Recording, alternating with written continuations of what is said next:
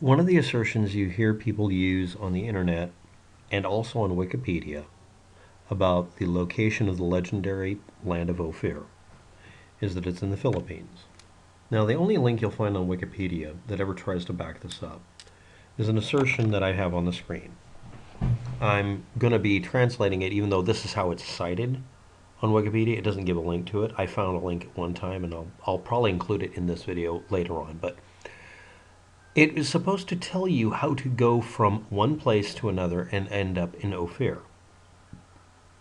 And it does it in a very specific way of phrasing it, but we're not going to cover that. Where is this document? The General Archive of the Indies in Spain. General collection of documents related to the island of the Philippines, existing in the Archive of the Indies in Seville, Spain. So it's kind of a self-reference one. And it's in tomo, or tome, or book number 3, page 112 to 138, document number 98. So it'd probably be tomo, or book number 3, document number 98, page blah, blah, blah. But the point is, it's in Spanish. And in it, it gives you a pathway to take that I have on the screen here. And it says, go from the Cape of Good Hope in South Africa.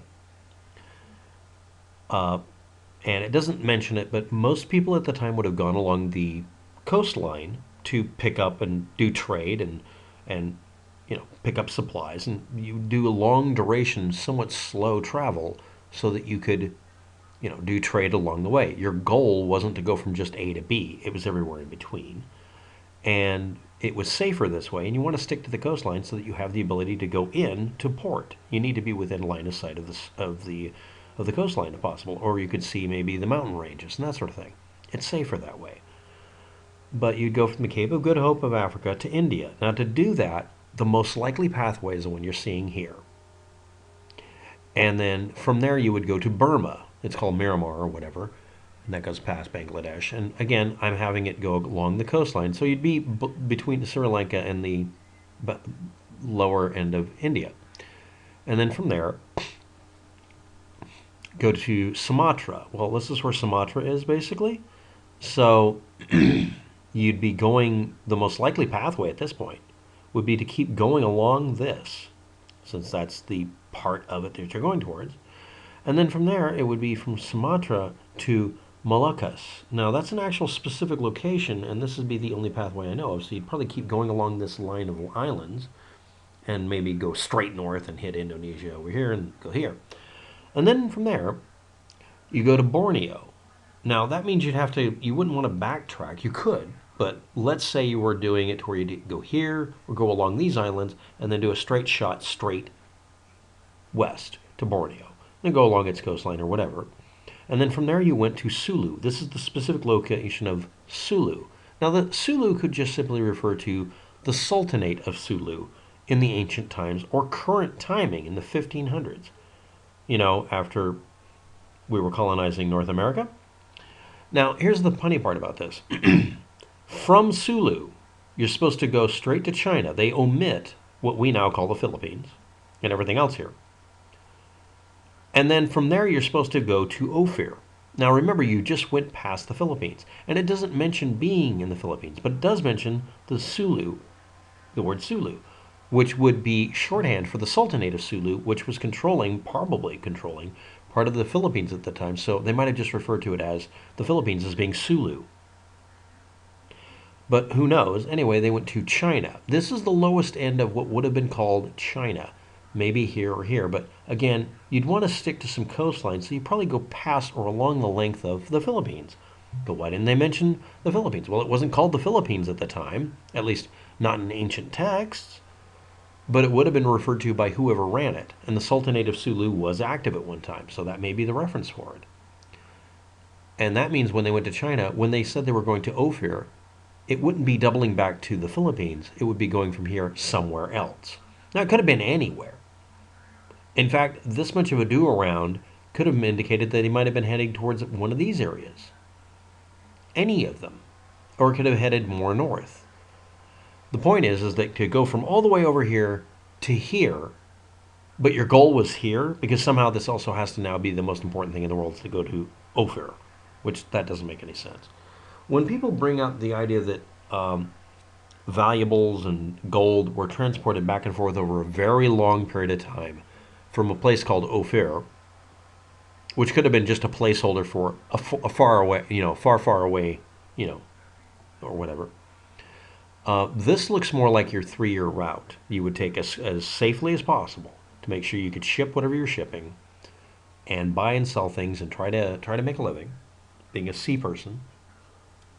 And this would be a good thing to mention as far as the pathway, to indicate that from there you'd go on, and then we'll go to Ophir. They may have done that in a flippant way. They may have said that. Or it may have been seriously referring to one of these areas over here, or maybe even back this way as being Ophir. But the idea of it being the Philippines is silly, because Sulu is the stopping point on that pathway. And people overlook that. I've done a couple of videos about this. But the fact that this was hoodwinked and wedged in to the Wikipedia article and given some credence, when the document clearly indicates that that does not mean that it's the Philippines. You just went past the Philippines to go to China, but your goal is here. Or it could have referred to going up to here and then coming back around this way, but that's not what it's referring to. It would indicate the Philippines would be further away over this way, up past this area up here, most likely along the coastline along China. And again, this is a single source from a single document, number 98, that's in tome or book collection number 3, and it represents page 112 to 138 in the Archive of the Indies of Seville, Spain, collection of general documents related to the Philippines, but not really, obviously, except maybe through Sulu, that was originally generated, as far as we know, from 1519 to 1522. This was after we figured out the world was round, and people might have decided to put in, basically a fish story here. But the idea that I'm supposed to take that seriously is a little silly. And this is the only reference that's still left on Wikipedia. It's a tenuous link. And I'm very tempted to go in and point out that the document does not indicate the Philippines strictly because of this. Because going from Sulu to China and then doubling back to the Philippines is not a good idea to use as a reference to prove the Philippines could be in there. This is an extreme ask. And all you have to do is draw it out on a map.